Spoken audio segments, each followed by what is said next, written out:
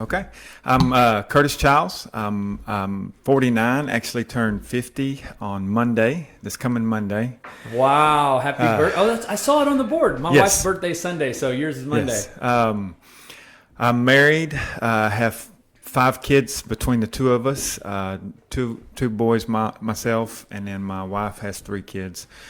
We have 1 left in the house with us and 1 that lives with his mom, and then we'll be empty nesters. Wow. That's awesome. I'm currently assistant principal at Bryan ISD. Yeah. And just doing my thing. You've had quite the transformation, man. Yes. Okay.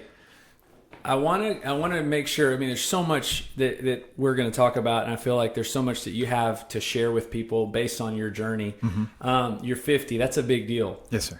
Now, when you turned 49, you were not in the same physical state that you are today. No. In 48, maybe even less than. Right. So give me you just had a goal review session with Kyle. You got your in-body scan data. Just give me, to start out this interview, how are you feeling today compared to the last couple of years? Oh man, I feel so much better. My energy levels through the roof. I just feel like I can move. I can do things better. I feel like I can I wake up and I'm ready to go. So let's go back. I think it was November when you and I met. Was that a year ago? Do you remember when you started? Maybe we started talking on text, right? And I remember you and I meeting. It was like at 11 in the morning, or right. You came in. You almost weren't going to do it, but then you're like, "Let me let you know. Right. Let me see if we can do this." You came back and you decided to do it. And This was the 6-week challenge. That's kind of what kicked off this whole thing. Yes. How much did you weigh that day? 249. 249 pounds. Mm-hmm. What was your body fat percentage? 29.2. 29.2. And what is it today? What's your weight and your body fat as of this morning that you and Kyle checked it? My weight as of this morning was 204, and my body fat percentage is 12.5. Oh my goodness. So you've lost 45 pounds. Yes. And 17-ish, I guess 16, 17% body fat. Yes. Okay, the $1 million question everybody wants to know: how did you do that? How did this work for you? Came in, set some goals with Kyle, talked with you. Kyle set me up with an eating plan, I guess, a plan of attack to help drop the weight. Went through the 6 weeks, your 6 weeks program here, and just really dedicated myself to getting myself back in the shape that I should be. And I remember it was probably about 6 weeks after you started. So around 6 weeks, 7 week, we did a little video down because you'd seen really good results. Right. And most people do. I mean, that's why we put this program together. At what point did you really start believing that, man, I can do this? When a couple of the pounds, it wasn't when a whole lot of the pounds came. It was just when I started seeing a few of the pounds come off, and I could feel myself moving a little better with some of the exercises and some of those things. And I was like, I'm going to do this, and I'm going to stay with it. And your workout time was 5 a.m. 5 a.m. Had you been doing anything before that? Like before you started the 6-week challenge? I walked on a treadmill at home maybe twice a week. For how long? Maybe a month, if that. Just trying to get started. Just trying to get something started. And I was just like, I need to do. I wasn't holding myself accountable, and I need those camaraderie. I need those people with me to work out. And so coming up here and having everybody in the class, it just helps motivate me. Yeah, and you've steadily lost weight. So most of the time, and maybe you have you experienced plateaus? Did you, in the last year, have you had moments that you felt like things weren't moving? Yes. Yeah. And how do you? I mean, now looking at your results, I mean, you're 12%. I mean, you remember back when we met, and I said, "Hey, ideal body fat percentage is 8 to 12%," and you were at 29. So for you, maybe you were like, "If I can just be 20 or 25." and now you're at 12% body fat. When you hit plateaus, how did you handle them? Just stuck with the program, stuck with my new family up here, and just maybe changed a little bit on the eating, just from my own health. When I used to be a health teacher and stuff, just kind of know that my body kind of needed a little bit of a change from the same old, and then just got right back on it. But I mean, it wasn't like a huge change where I just completely got off of the eating plan, but it was just. In just a few months into this program, I think it was maybe you were a month or two out of the 6-week challenge is when we closed the gym. Right. And the whole world turned upside down.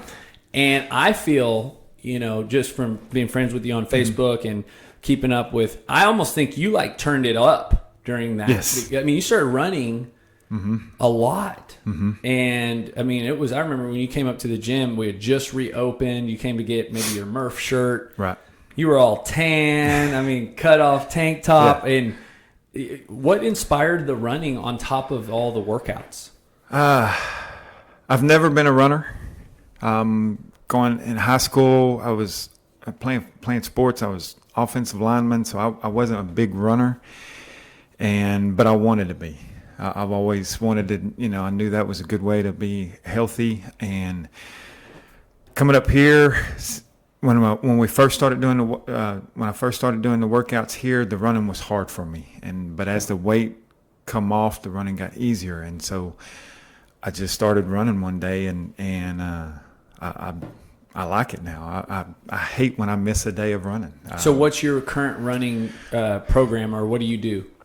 I try to run every day, or at least 4 or 5 days a week.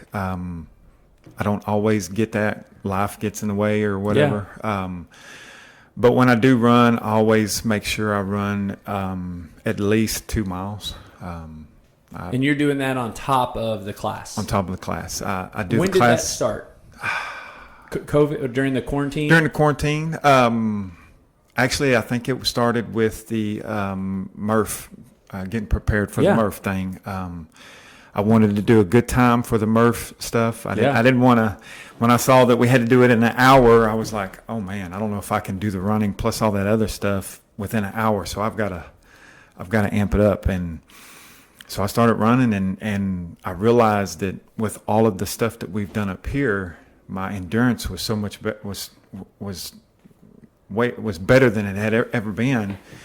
And so when I started running, I was like, well, a mile was nothing. I can do more than a mile. And so I started pushing myself, and, Now, do you kind of crave that 2 workout a day?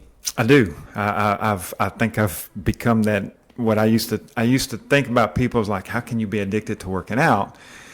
And I see it now, because now I work out. I get up here at 5 o'clock in the morning, and when I get off work, as soon as I get home, I'm itching to get out there, and I do my push-ups and my running in the evenings, and that's my second workout. So you've been married through this whole thing, obviously for extended longer than even this. What's your wife's kind of current feeling about it? Has she just been amazed at the transformation? Mm-hmm. She has. She's happy with it. She's amazed. She, at the beginning, was like, when I told her how much I wanted to lose, she was like, oh, you're going to be too skinny and this and that. But in losing the weight, I've also put on muscle and this and that. And so she's fine with it. Well, I really want to encourage you right now, mm-hmm. Curtis. I just did my body fat 2 months ago.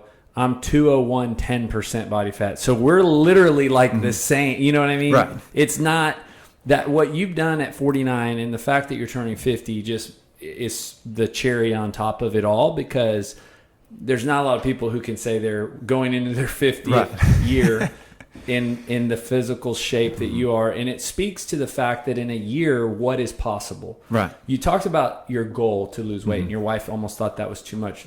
What was that goal when you started 6 Week Challenge? My original goal, I think, was 220. I was thinking that'd probably be a good solid weight, but now that where I'm at now, I'm thinking now 220 that's too much as well. Yeah, so 204s, is this where you want to be? Right, between 2 and 205. So 204. So you're pretty much I'm right there. And now the maintaining is what does the fine tuning, right? I mean, it's not a matter of where you've done the hardest leg of it all. What are some of the nutritional changes? Because I really want people to know that this is possible, right? You have you were 200, almost 50 pounds, right? And now you're 204. What are some of the changes? Like, walk me through this last year. I went from drinking Cokes all the time, Coke, sweet tea. I drink water daily. Also had that where it was like dehydrated Ramadan. When I was I can't remember what. Rehydrate? No. I had to get rehydrated. I got dehydrated because I wasn't drinking enough water. Oh, yes, I remember that. And that kind of scared me, so I make sure I drink a gallon of water every day. Try to drink more. Nutrition-wise, I was eating fried foods, fatty foods all the time, and then through the course of this year, switched that drastically to baked chicken. I'll throw it on the grilled chicken, vegetables, fish. Learned to cook fish. I've never been much of a fish cook. I didn't know how to cook fish, so I've do a lot of YouTube searches and get on other Food Network things to try to find some recipes for fish, and just maintain that. I think it's been a lot better. What would you say? Have your taste buds changed, or have you just gotten more disciplined? I think just more disciplined. Taste buds are still the same. I still, right now, I will say the holiday season is hard for me. I'm a huge lover of eggnog, and I know that is extremely fattening. Yeah. I have had some, I will say that, but I really disciplined and making sure I only get, when I do drink it, it's just a little bit, just kind of just wet the whistle, and then I'm away from it, back to water. So what has been, so the 6-week challenge has a lot of accountability. Kyle was your coach, so he would text you, check on you the week, not the weekly, but every other week you guys would get on the InBody. What has been your way of holding yourself accountable after the 6-week challenge? Myself, holding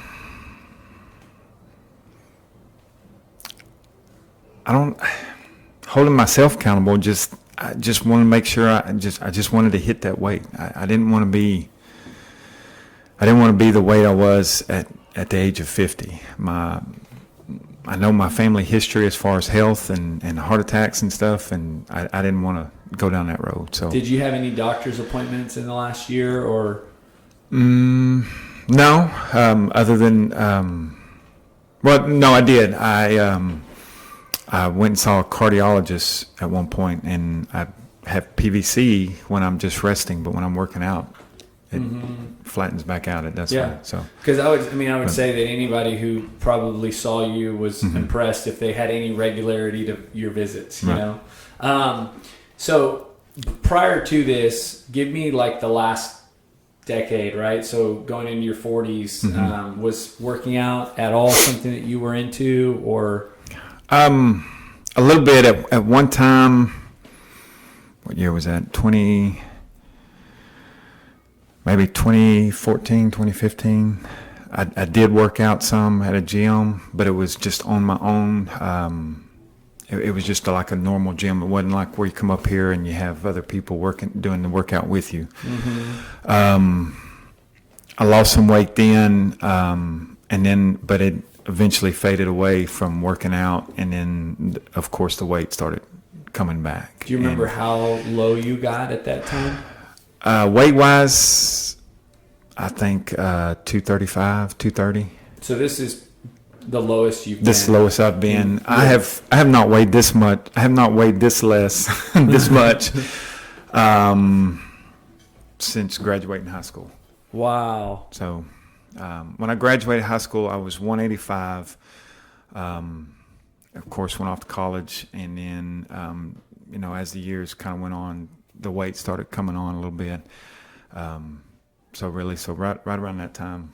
What have your coworkers said? I mean, at school, has it just been a lot of coworkers? Like, there was a lot of them because we left school early, because of COVID and everything. They hadn't seen the results, but then when we started school this year, a lot of people were really amazed at how much I had changed and stuff, body wise. And yeah. And so, for people who are in that 250 pound self that you were in, right? Mm-hmm. And for them, it could be a different number, but you remember that feeling distinctly, that really struggled to do it, to mm-hmm. start. What would you say to that person to encourage them to actually move forward? Stick with it. Don't get discouraged. One of the things I had to I think the biggest obstacle is in your head. Knowing that, because and I fell into this too a few times, but I had to fight through it, which is I think as human beings just naturally want to see instant gratification. And so a week into it, 2 weeks into it, we want to see 10, 15 pounds off our body, and feel so much better, when in actuality it's maybe a couple pounds or a little bit more mobility. And so you have to fight through that. Do you remember in this last year, like a distinct time that you felt that way, that there was maybe the scale didn't go down and you were hoping it did? It was more at the beginning. I really wanted to see that I wanted that instant gratification. And I wanted to know that eating nothing but, eating all this chicken, eating all this fish and all these vegetables, while my wife and them were over here eating whatever they wanted, cookies and cake or candy, whatever. I wanted to know that I was doing the right thing. And so I just, like I said, it's all in the head, and it's a mental battle, and it's a constant one.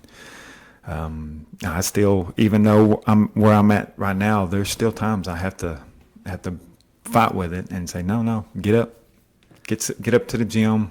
You get up there, your gym family's up there. They'll push you through. This is the first time you'd ever done CrossFit before. Yes.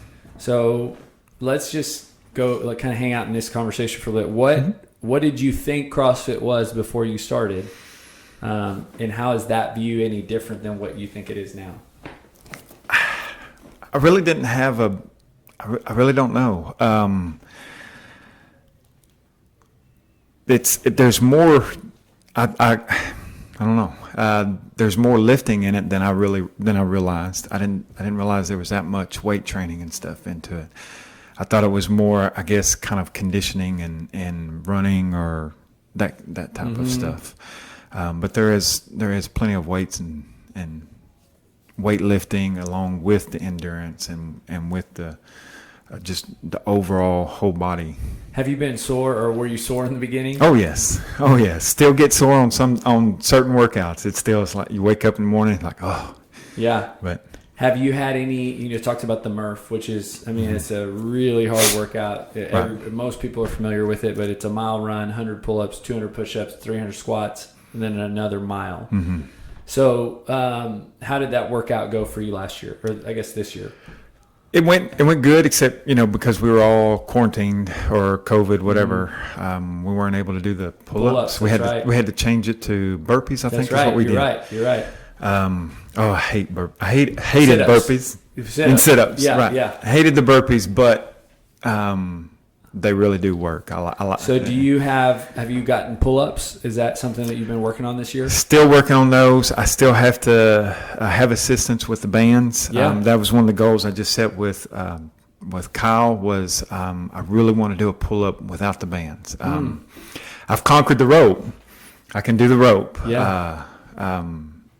But now it's I want to do the pull-ups and the kipping Yeah. And so those are my next little goals to try to. And I guess to help me understand where you, from your lens, CrossFit kind of has this way of challenging you, right? In a way that it's like, okay, it'll give you workouts that it knows that, hey, you can do these, but then it'll also give you workouts that, I mean, not many people can do. Right.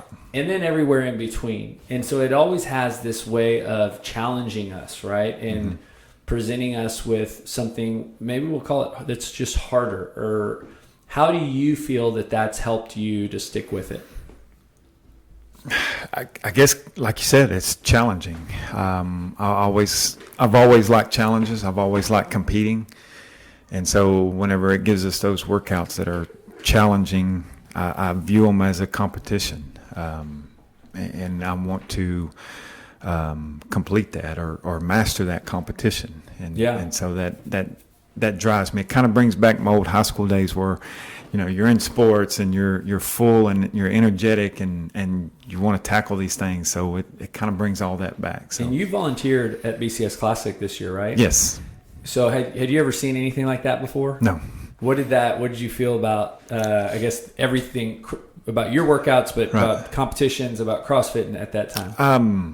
I liked it. Actually was sad that I didn't join to compete in it. Yeah. But I didn't know anything about the CrossFit competition, and so I was thinking that that I wasn't at the level to compete in it yet. And but then when I saw the different levels, the different people, it really inspired me. And so next one comes around, I'm gonna join it. I remember we had a conversation about it, and that's kind of a lot of times people think, "Oh, I'm not ready for that," and they don't realize that that's, those are really at every level, that anybody can jump in, and it is a lot like, well, I'll call it like a track meet, or a football game. It's just sport, and it makes it fun.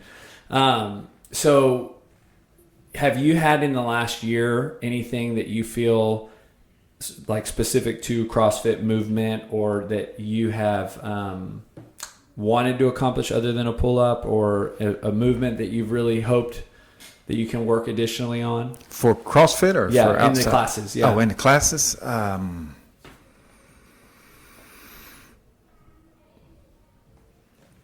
Double unders? Or you got those? Double unders, though. Yeah, forget about those.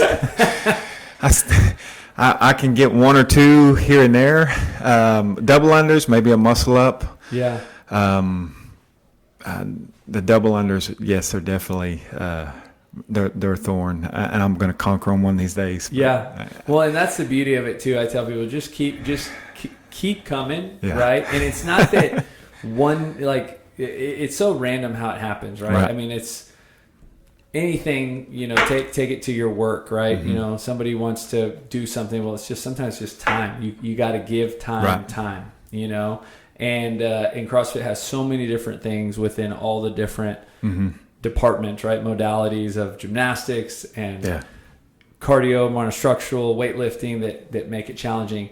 You talked a lot about the gym family and about the community and your group.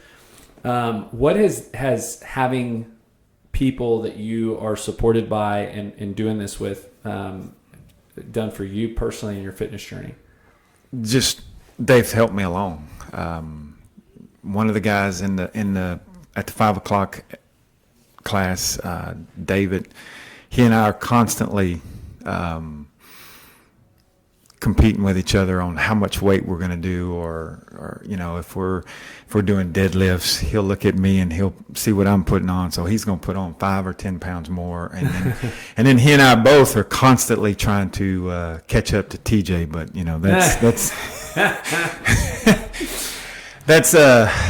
that's something that'll probably, I don't know, that's maybe 10 years down the road when he but no, they just, I feel bad whenever I don't show up because I feel like I'm letting them down, and so they help push. In the last, I guess, 20 so years, have you ever had group kind of like that in your workouts? No, never have. Other workouts I've done have just kind of gone to the gym on my own.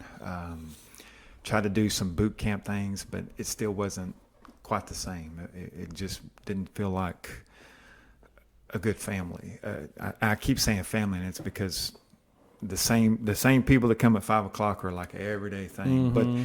But over the summer when I was off work, I started coming at 6 o'clock, and really enjoyed those people as well. Well, not always some. It was. Yes, after the gyms opened back up. Yeah, I started coming at 6. Yeah, and it was still the same. And so that was, to me, that's a testament to you and what you've established up here. Is I wasn't just a member of the 5 o'clock workout crew. I was also a member of the 6 o'clock, and I feel like if I came at 5:30 p.m., it'd still be the same. So. Mm-hmm. Have you? And I appreciate you saying that, man. We work so hard to try to create that culture and make everybody feel like it is a family. How have the coaches, participated in your success? How would you say they've helped you?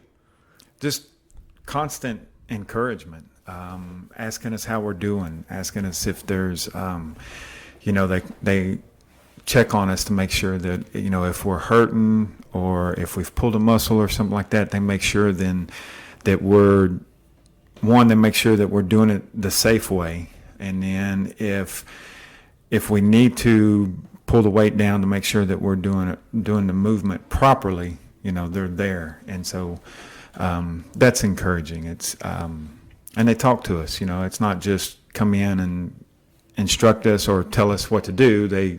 They sit down and talk to us on a personal level as well, and that's nice to see.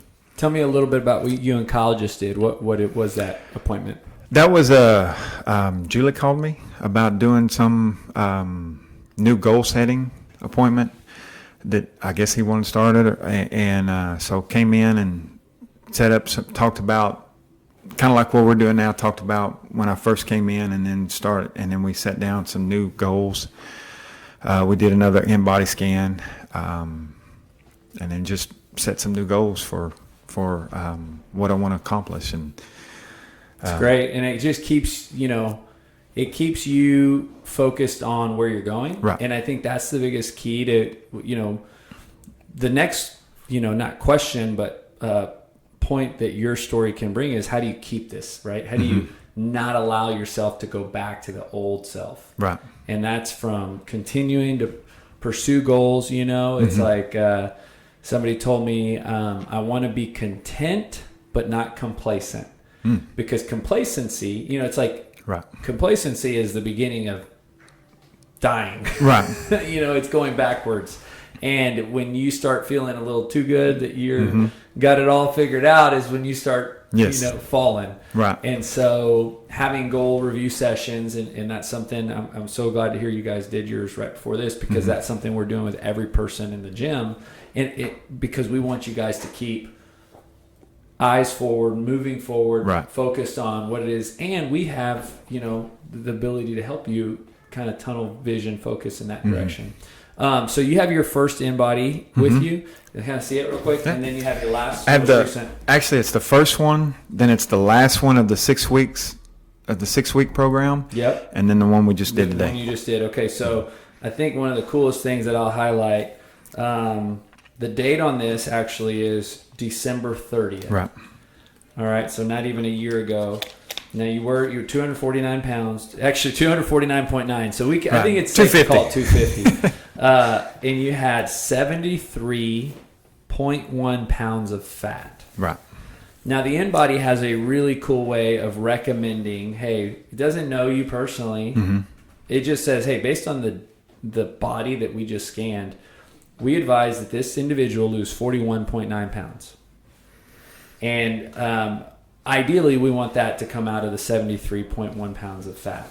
And so the most recent scan you did, your fat pounds are down to 25.4. So the fascinating fact about your scan is you have lost a total of 45.9 pounds. And the fat that started at 73.1 pounds is now at 25.4. So your fat pounds lost is 48.3. Every pound pretty much that has come off of your body has been fat. More impressively, your lean body mass, which we can consider majority of that muscle, started at 100.5, and now it's 101.4. So the reason I think this is so impressive is I've been doing this for a really long time, and I describe to do what you've done is like walking on a tightrope that's 150 feet in the air, right? It is really hard to do because it is saying, hey, I want you to lose 45 pounds, right, but I want every pound that you lose to be fat. Be fat. Because you don't want to sacrifice muscle, right? We can lose, trust me, I've seen it done, especially, 250 pounds. That's a heavy person. They lose a lot of weight, but it's all muscle. And then they're in a worse physical state, which you obviously are in a great physical state. I mean, it's obvious. So, the beauty of your story, man, is you've done, I don't want to call it the impossible because you did it. It's possible. You've done what very few people can do. You're at 12.5% body fat, man. The last question I want to ask you is kind of just points back to our purpose and our mission, which is, the title of the podcast is Building Better People. We believe that when you're exercising, you're becoming a better version of you. That's the whole reason we work so hard to create a culture and an environment that makes people feel welcome, right, to make this gym a place that people want to come to more than anything, because we know that it's going to influence so many other areas of your life. And so how has that been true for you, going back and thinking a year ago where you were and in your life and where you are today, and how would you say today you're a better version of you? A better version of me, I think at the rate I was going with my weight and my physical state before, I think I was headed to some bad health problems, especially with my family history and everything. And I think today I'm gonna, beat that. In a way to say, the way to say it. I think I'm gonna. I'm just better overall for myself, for my family.